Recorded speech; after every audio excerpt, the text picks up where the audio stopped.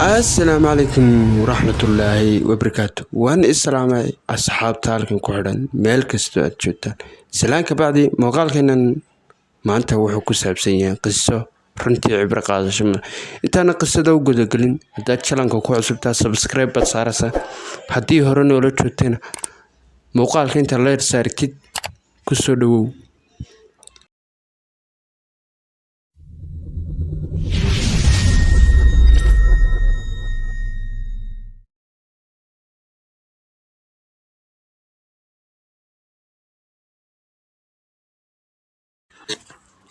saaxiibayaal soo dhawaada mar kale. qisadeenan ama dhacdadeenan waxay ka dhacday waddanka Masar. waxaana ku dhacday wiilkan wuxuu ahaa wiil dawaarle ah oo harqaanle ah. dharka dumarka ayuu toli jiray.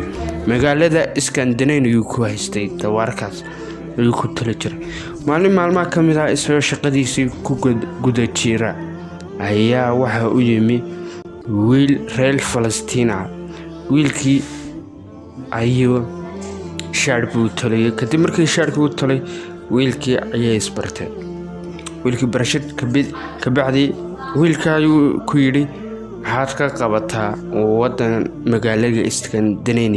wiilkii ayaa ku yidhi waxaan ahay fanaan oo waxaan ka heesaa baararka magaalada. kadib halkaas iska barteen wiilkii. markay isbarteen wiilkii ayaa ku yidhi reer Falastiin ayaa ku yidhi caawa waxaan leeyahay casuumad bal ka soo qayb gali kartaa adigoo raaliya. haa buu ku yidhi. dabcan ka soo qayb galay. xalfadii markii lagu gudi jiray waxaa dhacday ninkii harqaanlaha ayaa waxa ay isbarteen gabadh ka soo qayb gashay halkaas. gabadhan waxa u keenay wiilkii reer Falastiin ayaa markii xalfadii sida u gabagabowday ayuu u keenay.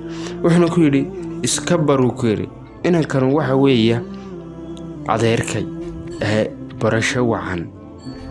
halkaas iska barteen. kadib markay isbarteen badhii la baray iyaduna waxay sii bartay gabadh kale ayay sii bartay. gabadha ay sii bartay waxa ay ahayd gabadh 37 jir ah. gabadhaas ayaa isbarteen. markay isbarteen gabadhii wuxuu sheegay inuu yahay wiil qaxoonti ah oo reer Falastiin ah. haddaba ninkii u dhashay Masar markuu sheegay inuu yahay wiil qaxoonti oo reer Falastiin ah ayuu iyadana waray. iyaduna waxa uu sheegtay inay tahay gabadh hantiilaha oo ka soo jeeda qoys magac leh oo ninkeediina uu dhintay iyaduna ay tahay gabadh carmal ah ninkeediina uu ahaa nin Ciraaqi ah.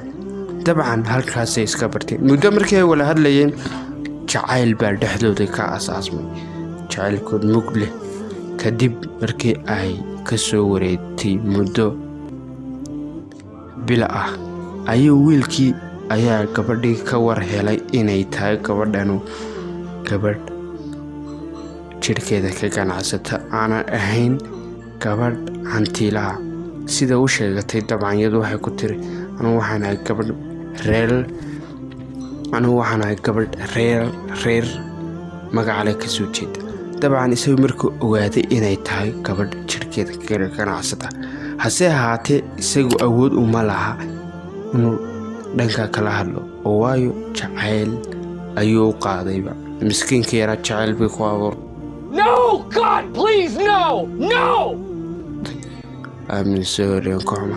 jacaylkii markii ku abuurtay isna sidoo kale waa kii been u sheego ku yidhi waxaan ahay qaxoonti reer Falastiin ah.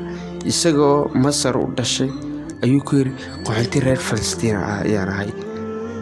dabcan halkaas markii sheekada maraysay waxaa dhacday inay labadooduba ay been isu sheegeen ay yihiin laba beenawaas. hase ahaatee isagu wuxuu ku soo gabagabeeyey ma garanayo iminka waxaan sameeyo. waan gafay buu yidhi. gafkayguna wuxuu yahay mid aanan laga soo noqon karin. min adag weeye ana laga soo laaban karin. dabcan wuxuu jeclaaday gabadh jirkeeda ka ganacsata oo ku soo xirigelisay inay tahay gabadh hantiilaa dabcan isaga tagban odhan lahaynana, laakiin qisadaasu ama dhacdadaasu halkaas ayay kusoo gabagooday. xubtayro kooban baan ka helay.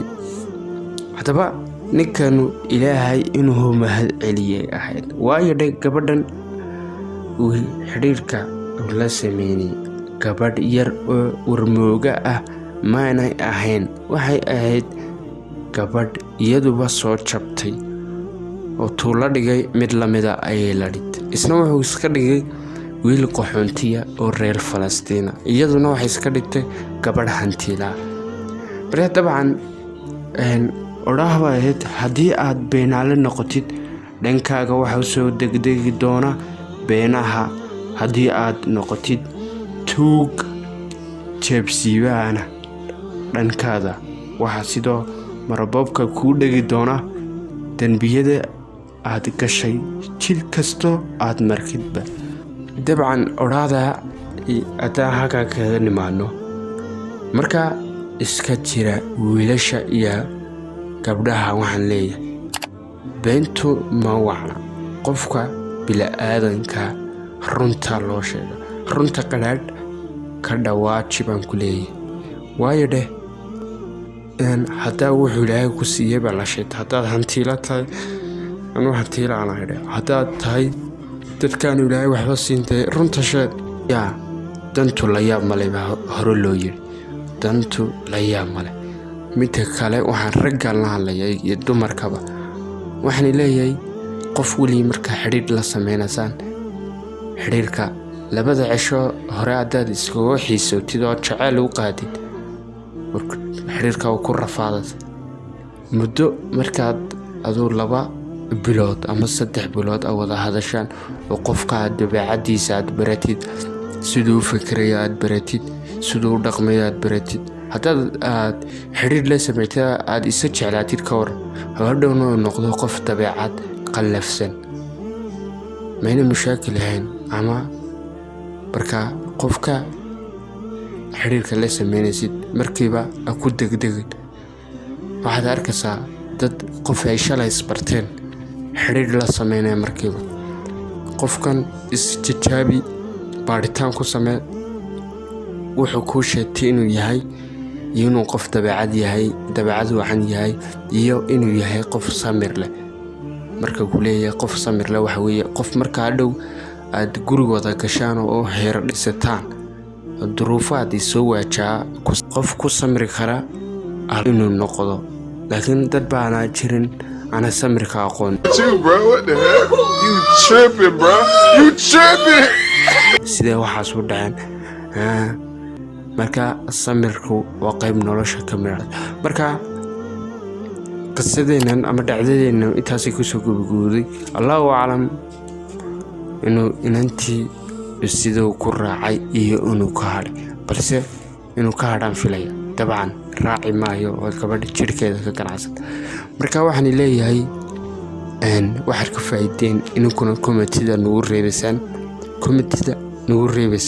marka muuqaalka xida aan soo imanno waxaan iga tegayaa ammaano allah. wassalaamu calaykum waraxmatullaahi wabarakaatu.